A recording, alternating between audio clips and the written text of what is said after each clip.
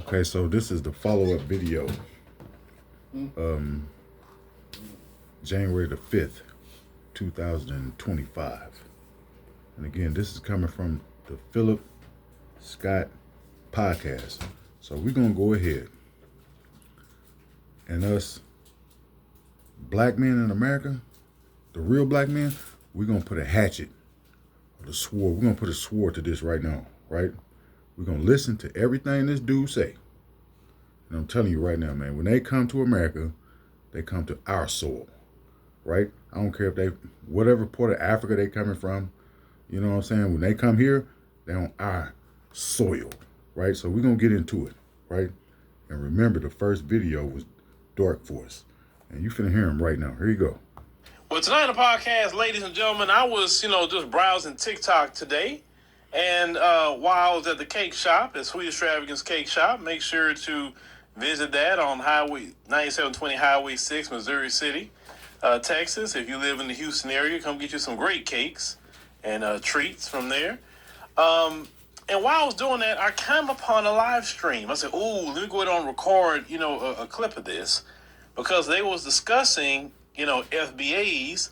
Now, this woman is a... See, when you say FBAs, we're not going to even start embracing that term right there. Foundational Black Americans, man, we're not embracing that. When every black person across the world know when they come to America, the United States, they know where they at. You're on our turf. This is our turf. We're not embracing that foundational FBAs. We ain't doing none of that. Just listen to what this dude talking about. A African immigrant.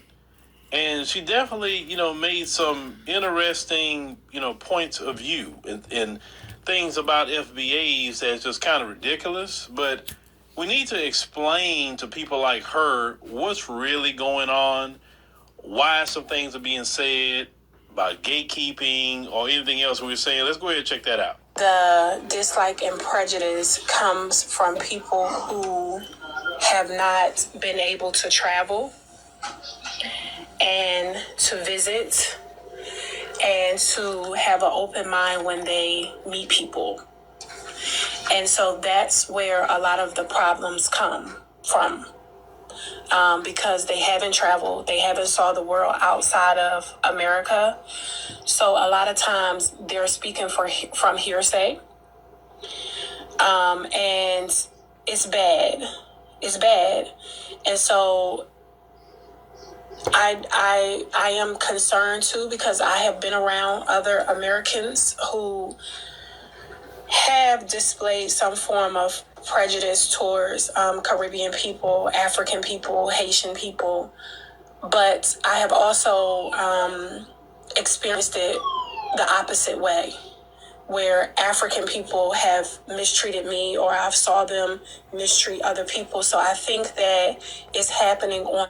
Okay, so this is an African American woman talking about how people from Africa are coming to America and disrespecting her and her homeland. They coming from Africa over here. But again, she says coming from both sides. True enough.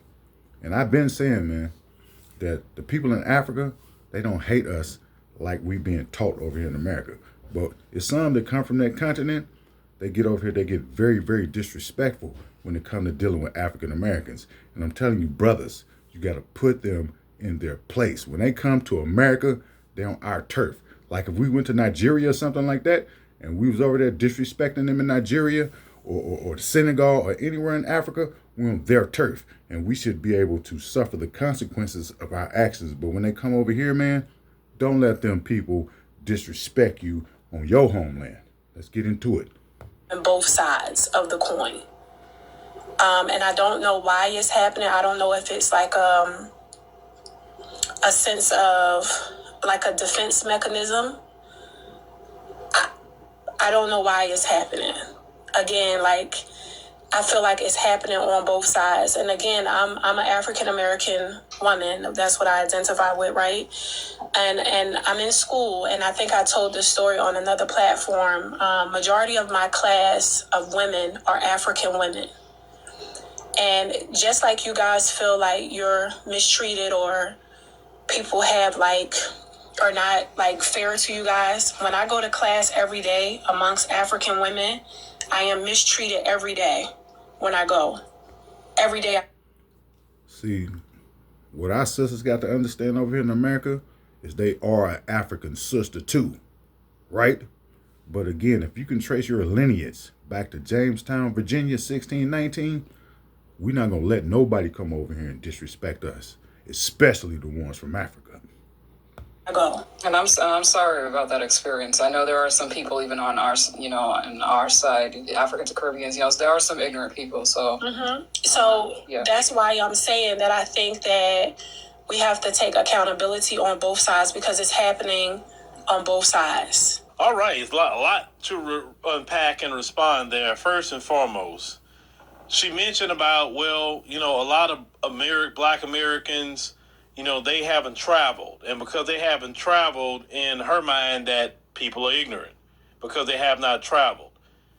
Let me tell you something. The majority of Americans don't hold passports. I'll just be honest with you. Okay, so we're not going to excuse our prejudice over here in America. What that sister said is absolutely correct. It reinforces what I've been saying. See, we need for Black people in America to go to Africa and see how they think about you and treat you. It's not what we've been taught over here. They don't hate us like that. I mean, that's proven. Majority of Americans. Just because you did not travel outside of the United States doesn't mean you're ignorant. Because you can go to a place like, for instance, New York City and literally see the world in that one city. You will see people from all backgrounds in New York City. If you have not traveled outside of the United States, that's really number one. Number two, what a lot of people are having problem with, and it's not just, what she's saying here, but it's the Fat Joes of the world, right? Him too, is that everybody's having a problem with FBA's, gatekeeping or protecting, our culture. A lot of people come over from the African continent and the Caribbean and say Black Americans don't have a culture. And if you know the definition of culture, that was the most dumb and asinine thing you could say. Okay, Black Americans don't have a culture. You have to remember that Black America is a subculture. It is a component of the colonial administration. I've said in previous videos, and I'll say it time and time again, African Americans never underwent decolonization. We have been under direct colonial rule since 1619. Since 1619, we have been under direct colonial rule. The government that existed in 1619 exists today. It was never overthrown. They never abdicated power. Even with the defeat of the Confederacy, the United States government still exists. So what he's talking about is nonsense. But there was one thing that they were saying about you don't have a culture that I figured out maybe they're right about. Not having a culture, I think they worded it wrong, is we were not gatekeeping our culture. Because you look at the cultures of the world, they don't allow people to come in and out of their culture. They don't allow them to come in and make millions and millions of dollars on their culture, or billions of dollars off their culture, and disrespect their culture at the same time. You understand? Like when you're actually protecting a culture, a Fat Joe would not exist. And for sure, if they are guests in the culture, people like Fat Joe wouldn't be sitting up here talking about I'm going to say the N-word all day and constant disrespect and have the nerve. The reason why you have other races saying the N-word is because Black men in America are cowards. We've allowed these people, the Asians, the Hispanics, even white folks, to embrace that term and let it roll off their tongue like water. To say that FBAs are radical Black racist if he really respected the culture. You understand? Because really racism has nothing to do with it. But the reaction saying that, oh, well, FBAs are becoming more prejudiced than even white folks. That is the most comical thing ever. Let's run down the list, shall we? Give me one nation on the planet Earth that FBAs are stealing their resources. Give me one nation on planet Earth that FBAs themselves are dropping bombs on anyone's nation. Open a Chime checking account in 2 minutes and we'll spot you up to $200. Install the Chime app today. Grand Falls Center for Recovery is really a 5-star. Okay, so I can give you an example. I can give you an example right now. How about Ukraine? How about Gaza, Syria, Yemen? See, when these Black Americans vote Republican or Democrat, not only do they support the internal policies of each particular party, but unbeknownst to them, they also support international foreign policy. So you have the Republicans or the Democrats or the Uniparty, whatever name they go by, that have the support of the African Americans. Then when those bombs land in Gaza, yes, so-called foundational Black Americans, you are responsible for that. Those Russian soldiers and civilians that's being killed in Ukraine, you are responsible for that. So yeah, take the blame, man. Don't try to shift it. Don't try to make it seem like African Americans are so politically innocent. Give me any leader that FBAs coordinated to assassinate. When people have a Donald Trump,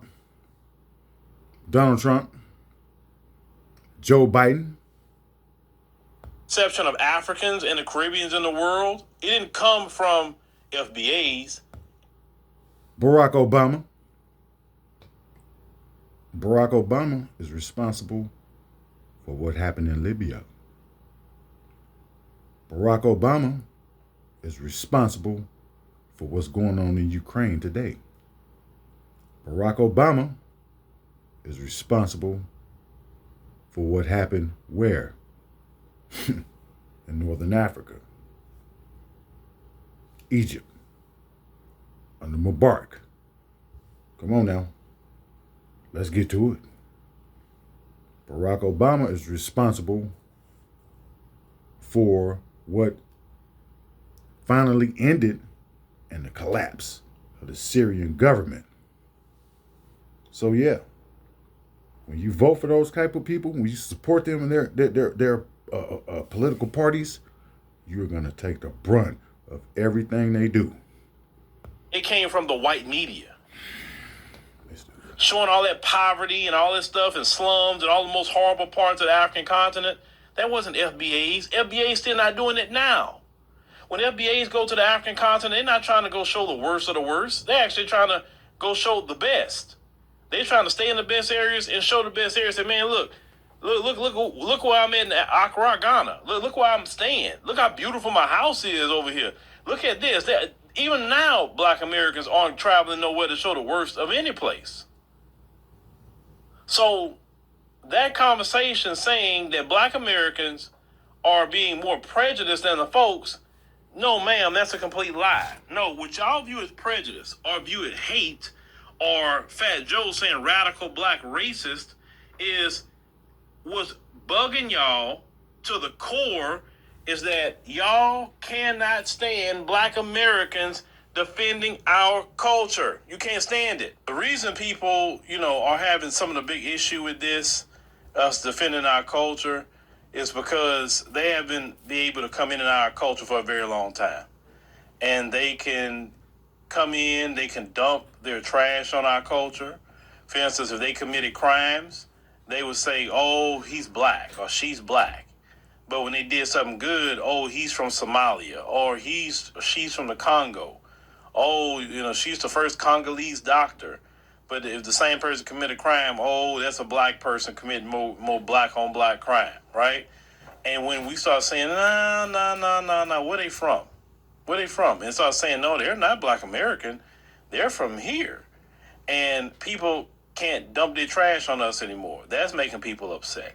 It's making people upset like Fat Joe, who wants to be a culture vulture and just leech off our culture and take an issue with us taking a stand about hip hop, because hip hop is a creation of FBAs. It's not a Puerto Rican anything. Now, they had people around him saying that Fat Joe was talking about, "Oh, with black people that had their time, it's our time now, the Puerto Ricans' time." And first of all, the Puerto Ricans don't have the political power in America to say it's our time. Their numbers are too small. Their political bodies are too weak. They can't displace African Americans. So we're not going to even get caught up in that tangent right there. The Puerto Ricans are weak. They're a colony, just like Black America. yeah, it's your time in your culture, and go have all the time you want. But you not having a time in mind, and ours as FBAs, no, sir. You have been hella disrespectful, and that just should seal the deal for you. Nobody should mess with you. Nobody should work with you. And you can put out whatever record you want to put out. We're not supporting it, because we're not supporting nobody that's coming up here calling us no radical black racist. So that's what it is. It's a manipulative tactic to get FBAs to back down from being protective of our culture, and don't let them use manipulative tactics to get you to back down from your culture. Don't do that, because they using words that normally would trigger you, like prejudice, racist, xenophobe. They're using terms that, because they know black people stand against that sort of thing, right? So they're saying that to FBAs because they're trying to say, "Oh man, we ain't trying to be that way," and go back to what we were doing before by letting anybody come in our culture, not gatekeeping our culture, not having to say so, us claiming what we have created, us acknowledging who we are. That bothers people. Because now, see, when you under direct colonial rule, you don't control your culture. You control nothing of your cultural development. So you can't sit up here and say who can come in and who can't. So again, this dude is misinformed. people can't say you don't have a culture no more. People can't run around saying you don't know who you are anymore. Oh yeah, we know exactly who we are. And we say it loud and we say it proud. It's just that simple, like any other person in the world with their particular culture. So it is bothersome, and maybe it's kind of scary, because now people gonna have to stand on their own 2 feet. See, if you'd have been a proper ally of FBAs, then it wouldn't be an issue or a problem. And correcting people and getting some act right is not hatred. It's just getting some act right. Because nobody in Black America have ever said anybody in the diaspora is our sworn enemy. No. I mean, nobody in the diaspora would even think that. Just so we getting some act right.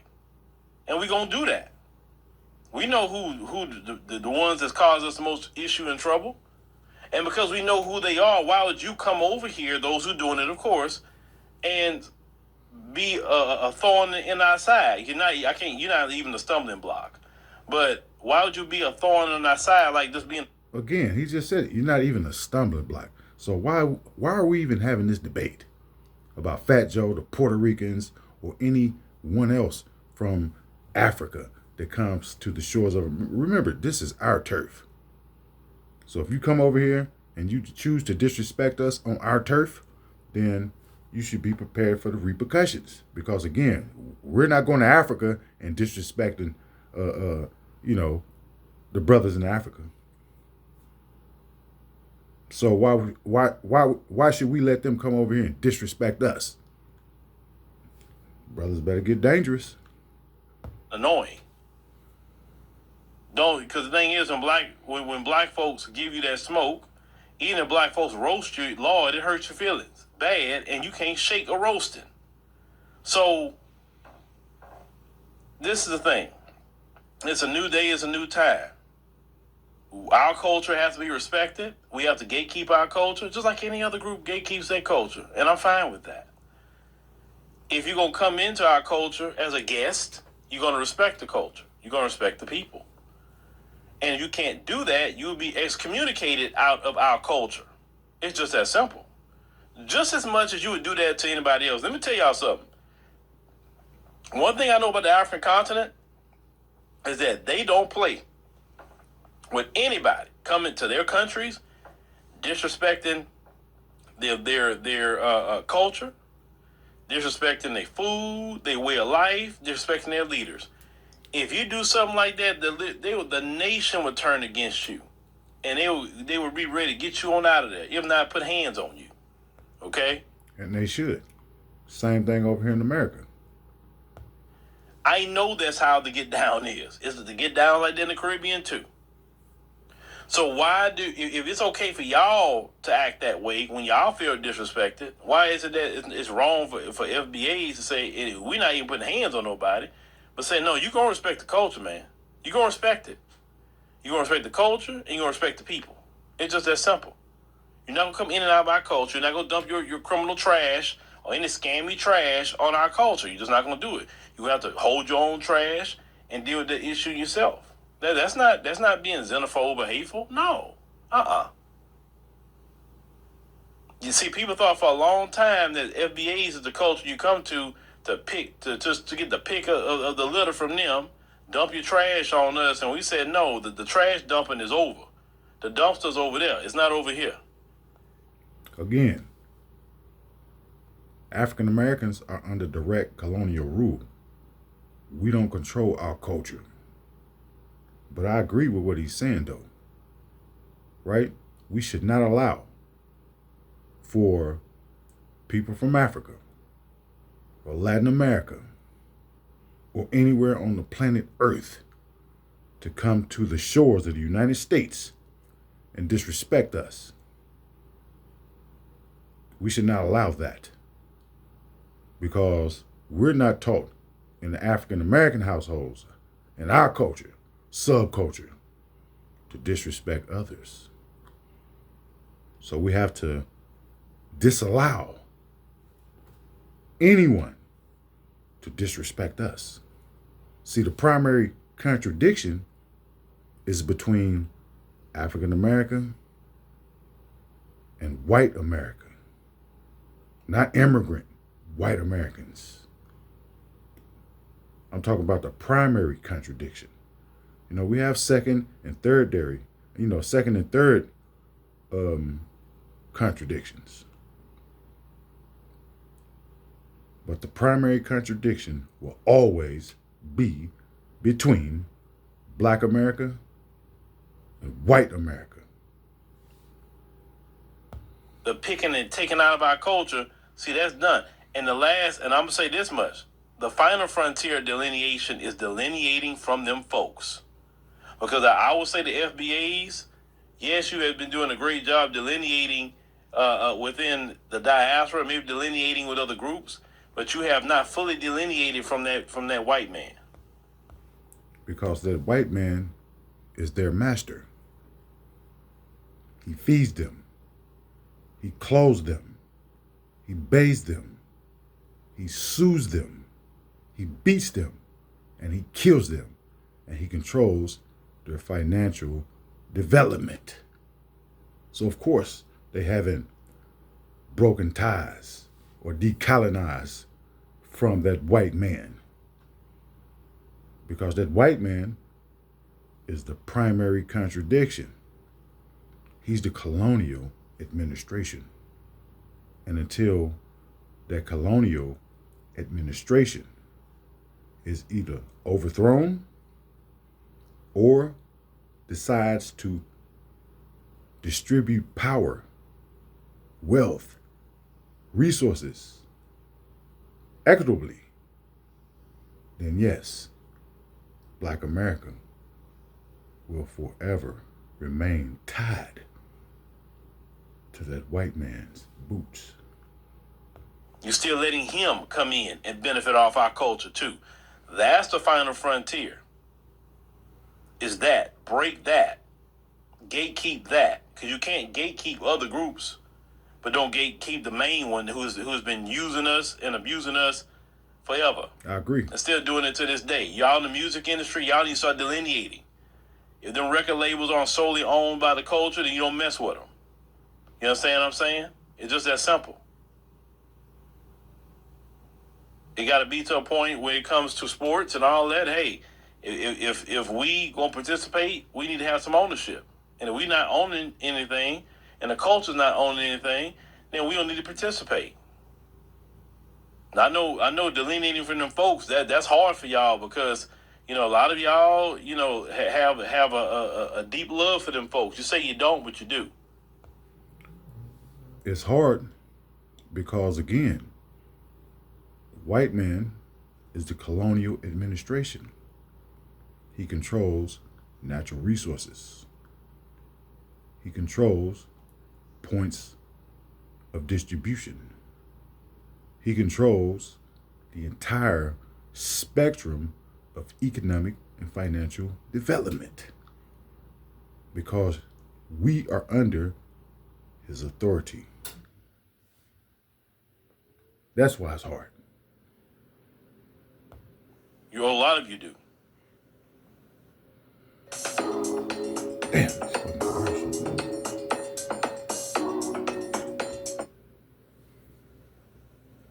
If they tell you the same thing that this lady said, you be trying to explain yourself way more than anything else.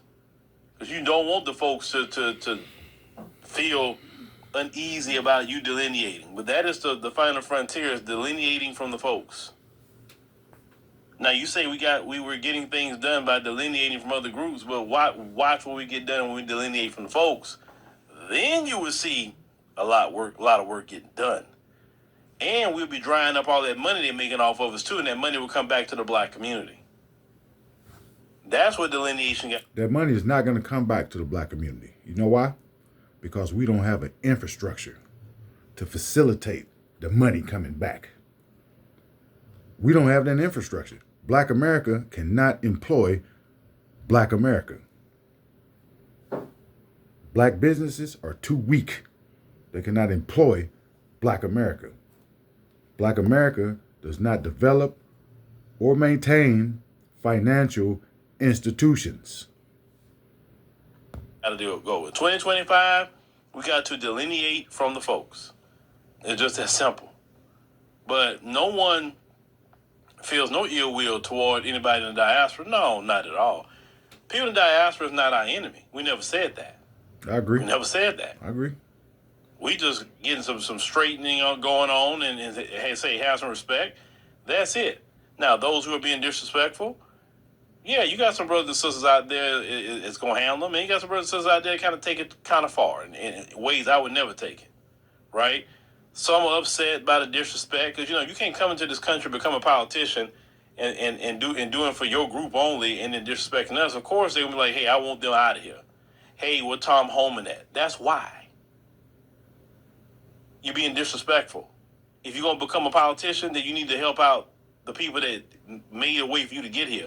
Because if it wasn't for FBAs, nobody outside of white people would be in this country. I want to repeat that again. Without the fight of FBAs, nobody outside of white people would be in this country right now.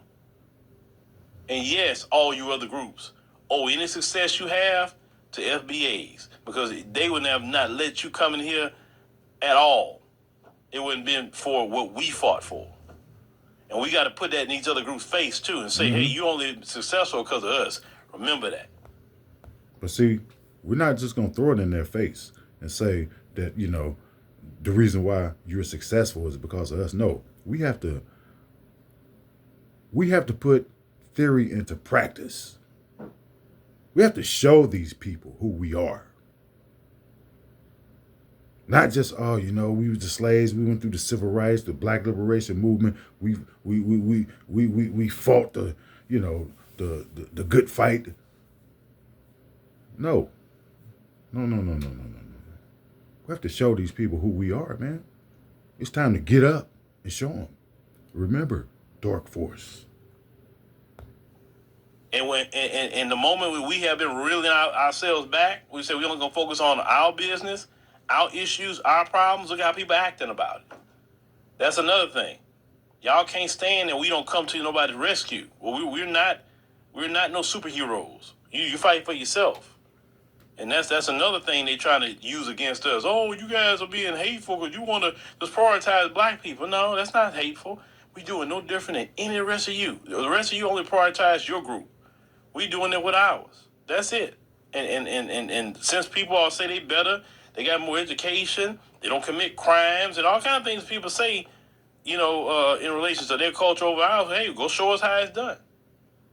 We only gonna prioritize our community right now because we got a lot of issues and. Okay, so for some reason, his podcast ended there. It seems that he had some more things to say, but that's how it ended. But again, so let's recap, right? No one should be allowed to come in this country and disrespect us, especially people who look like us. When you come over here, you're on our turf. And this goes to this is for everyone. Asian, Latins, Hispanic, whoever. When you come over here, America, this is African American turf. And you should respect us the same way we would respect you when we go to your countries. Right?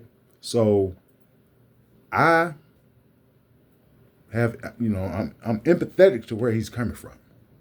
Because a lot of African Americans are getting fed up with the disrespect.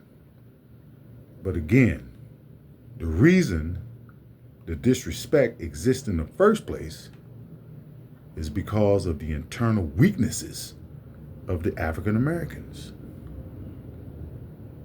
See, if we internally were strong, then we could project that externally and the world would see it.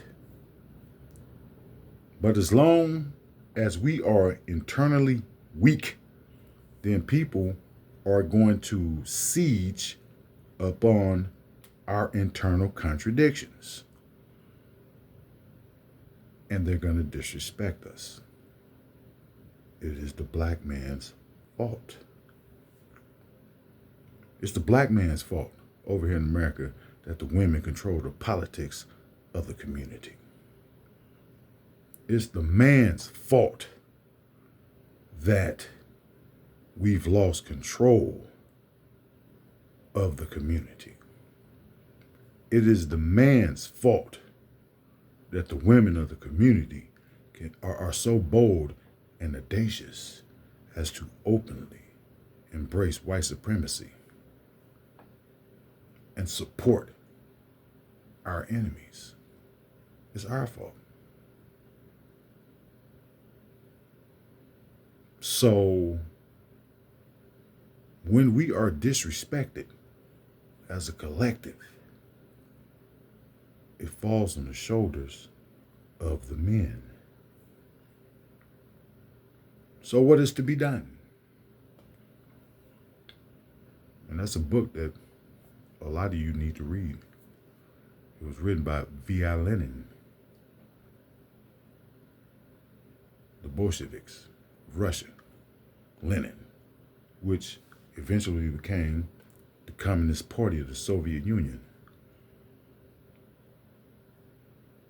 What is to be done? What is to be done is that we're going to stop complaining and we are going to start organizing internally, strengthening ourselves internally, rebuilding ourselves internally. That's the only way we're going to be able to stop the disrespect. That's the only way we are going to be able to rebuild our image in the international community. Because right now, our image is what it is. And it's no one's fault but the men. Can't blame the women.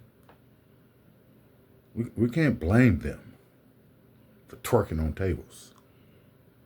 They get up on that table and twerk, turn that table over. They'll stop jumping up on that table. They go to a money and they twerk. Store, you know what to do. You know what to do. So it's our fault. So, that's the video I wanted to bring you. It's been a while since I made a video. I know it has, but and a lot has gone on in the world. Ooh, yeah. I hope you've been following. In 2025, Black men in America. This is your time. It's your time to completely rebuild everything. But on that note, I'm going to go ahead and end this video. It's 35 minutes. Long video, but it was needed.